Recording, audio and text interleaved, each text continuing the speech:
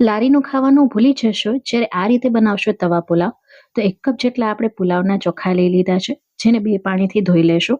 અને હવે આની અંદર ચોખા ડૂબે ને એટલું પાણી નાખીને 20 મિનિટ સુધી આપણે પલળવા માટે મૂકી દઈશું. 20 મિનિટ બાદ 2 ગ્લાસ જેટલું પાણી ગરમ કરી લીધું છે, જેમાં 2 તમાલપત્ર નાખ્યા છે. ચોખામાંનું પાણી નિતાર લેવાનું છે ને આ ચોખાને અંદર નાખી દઈશું. હવે ખાતી વખતે ચોખા અંદરથી ફીકા ન લાગે એ માટે કરીને ચોખાના માપનું મીઠું નાખી દઈશું.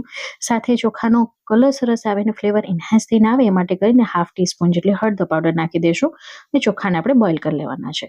હવે એક મિક્સર જારની અંદર એક મોટી સાઇઝનું લાલ અને પાકું ટમેટું લેવાનું છે અને પુલાવનો કલર સરસ આવે ને એ માટે કરીને આપણે કશ્મીર લાલ મરચાં પાવડરનો ઉપયોગ કર્યો છે, તો 1 ટેબલસ્પૂન જેટલું આપણે એ નાખીશું અને આને એકદમ સ્મૂથ પેસ્ટ બનાવી લેશું. તો આનાથી છે ને પુલાવનો કલર ખૂબ જ સરસ આવશે અને ફ્લેવર પણ એન્હાન્સ થઈને આવે છે. હવે જો તમારી પાસે આ રીતનો તવો હોય તો તવાનો ઉપયોગ કરી શકો છો, નહીતર જે લોઢી હોય આપણે રોટલી કરવાની એનો ઉપયોગ પણ કરી શકો છો. મારી પાસે મોટો તવો છે એટલે એ લીધું છે. 2 ટેબલસ્પૂન જેટલું તેલ અને 2 ટેબલસ્પૂન જેટલું બટર લીધું છે. હવે બંનેને સહેજ ગરમ થવા દેશું, બહુ ગરમ નહીં કરી જેથી બટર આપણું બળી ન જાય.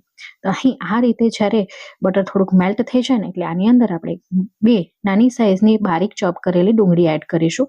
હવે જો લસણ ડુંગળી ન ખાતા તો તમે સ્કીપ કરી શકો છો, એના વગર પણ બનાવી શકો છો. હવે આની અંદર આપણે 2 બારીક ચોપ કરેલી ડુંગળી નાખી દઈશું, સાથે આદુ લસણ મરચાંની પેસ્ટ નાખી છે. તો તીખાશ પ્રમાણે લીલા મરચાં લેવાના છે. અડધો ઇંચ આદુનો ટુકડો 10 કળી લસણની લીધી છે, જેની આપણે પેસ્ટ બનાવીને રાખી દીધી હતી. બધી વસ્તુને આપણે સાથે મિક્સ કરી લઈશું અને એની કચાશ દૂર થાય ને ત્યાં સુધી આપણે એને સોતે કરી લેવાનું છે. ગેસની ફ્લેમને મેં હાઈ જ રાખી છે અત્યારે. તો જો લોખંડના તવા પર તમે જે તવા પુલાવ બનાવો છો ને તેનો ફ્લેવર ખૂબ જ ઇન્હાન્સ થઈને આવે છે. તમે આની જગ્યાએ લોખંડની કઢાઈનો પણ ઉપયોગ કરી શકો છો. ન હોય તો તમારા ઘરમાં જે પણ વાસણ હોય એનામાં તમારે બનાવવાનું. હવે તમે જોઈ શકો છો લસણ ડુંગળી બધીની કચાશ દૂર થઈ ગઈ છે. તો એક લાલ ગાજર લીધું છે બારીક ચોપ કરીને અને સાથે આપણે એક મોટી સાઇઝનું કેપ્સિકમ લીધું છે, એને પણ આપણે નાખી દઈશું અને હવે બધી વસ્તુને મિક્સ કરી લઈશું. ગાજરને થોડુંક ચડતા વાર લાગશે એટલે કેપ્સિકમની કચાશ દૂર થાય અને ગાજર થોડુંક ચડી જાય ત્યાં સુધી ફરી પાછું આપણે પકવીશું. તો ત્યાં ગેસની ફ્લેમ હાઈ જ છે ને કન્ટિન્યુ હું ચલાવતી રહીશ એટલે થોડી વારમાં એ થોડાક સોફ્ટ થઈ જશે. હવે આ સમય આની અંદર તમે જોઈ શકો છો કે એ સોફ્ટ થઈ ગયા છે. તો આ સમયે જે તૈયાર કરેલો મસાલો હતો ને એ નાખી દઈશું અને મિક્સ કરી લેશું. તો આ સમય નાખી દેવાથી ટમેટાની કચાશ પણ દૂર થઈ જશે અને જે મરચું છે સારી રીતે સતળાશે. પરિણામે પુલાવનો કલર છે ને ખૂબ જ સરસ આવશે અને ફ્લેવર પણ ખૂબ જ એન્હાન્સ થઈને મળશે. તમે જોઈ શકો છો અત્યારથી જ કલર કેટલો સરસ દેખાઈ રહ્યો છે. સારી રીતે મિક્સ કરી લીધું છે ને હવે આવી રીતે આપણે એક બાજુ બધું ભેગું કરી લેવાનું છે, જેથી આપણે ઢાંકણ ઢાંકીને એને પકવી શકીએ અને એમની કચાશ પણ દૂર થઈ જાય. તો આવી રીતે એક સાઈડમાં કરી લેવાનું. હવે એના ઉપર એક બારીક ચોપ કરેલું ટમેટું નાખીશું એટલે ખટાશ છે ને સરસ મળશે. અને ગેસની ફ્લેમને હવે આ સમયે આપણે સ્લો કરી દેવાની છે. સ્લો ટુ મીડિયમ રાખી શકો છો અને લીડ કવર કરીને આપણે ઢાંકીને પકાવીશું, જેથી ટમેટાની કચાશ છે ને એ દૂર થઈ જાય અને જે ગ્રેવી બનાવી હતી ને એની પણ કચાશ આપણે દૂર થઈ જાય.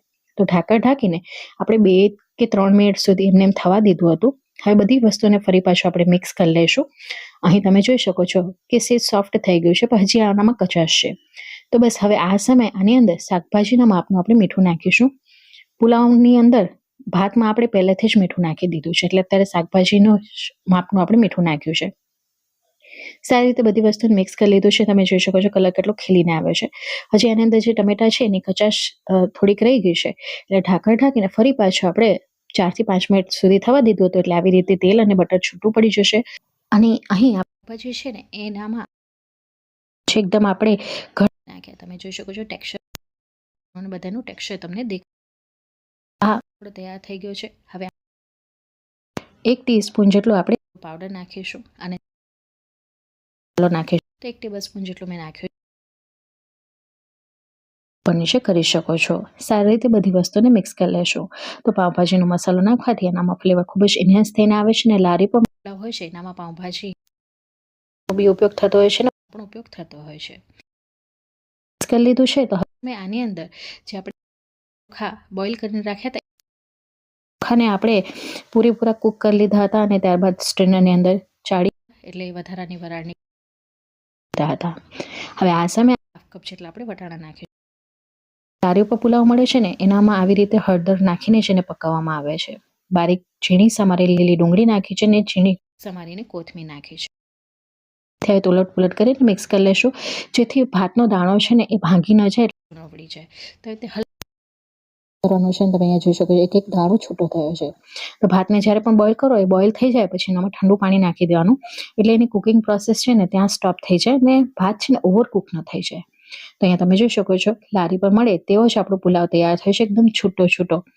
તો એકવાર આ રીતે જરૂરથી બનાવજો. હવે છેલ્લે સર્વ કરતી વખતે આના અંદર આપણે લીંબુનો રસ નાખીશું, તેનાથી ફ્લેવર ખૂબ જ એનહાન્સ થઈને આવે છે. રેસિપી ગમી હોય તો વિડીયોને લાઈક, શેર, ચેનલને સબસ્ક્રાઈબ કરવાનું ન ભૂલતા. Thank you so much.